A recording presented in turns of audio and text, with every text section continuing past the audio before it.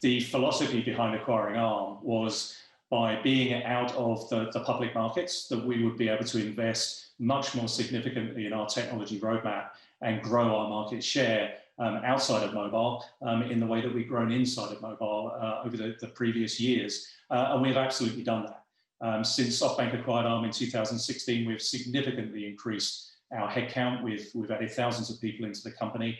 We've been able to invest in building processors for the data center, processors for the automotive market, to processors for the emerging IoT market, to build machine learning accelerators. And we've been able to do all of that in parallel. There is just no way we could have done that as a public company with the margin profile that we had. It took a radical shift, and we've been able to do that under SoftBank's ownership. So from the point of view of Arm, ownership by SoftBank has panned out exactly how we thought it would and how we hoped it would.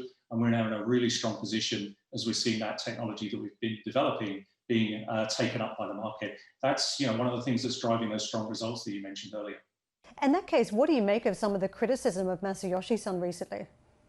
I'm really not going to comment too much on all of that. But as I say, for us, being part of SoftBank has been a very positive experience. The formula worked well for us as an established business. We knew what we were doing. We had a very strong existing market presence, very strong relationships with our licensees, our partners, and we've been able to double down on that under SoftBank's ownership.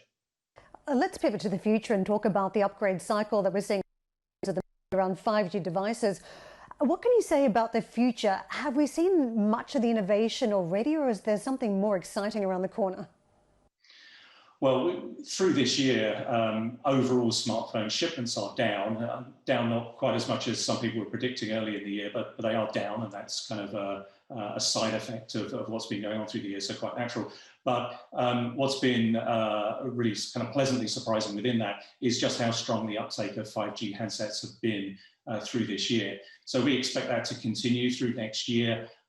So these handsets providing more capability, obviously with more bandwidth, a shorter latency when you access some online service. So real benefits to come from that. But more than that, as 5G networks get rolled out, I think it does open the door for many other cellular connected devices and services that take true advantage of what all that 5G has to offer. So there's been a lot of focus on the consumer side of 5G, but I think the real prize we'll see roll out over the next few years as more and more devices connect to cellular networks that just weren't connected before.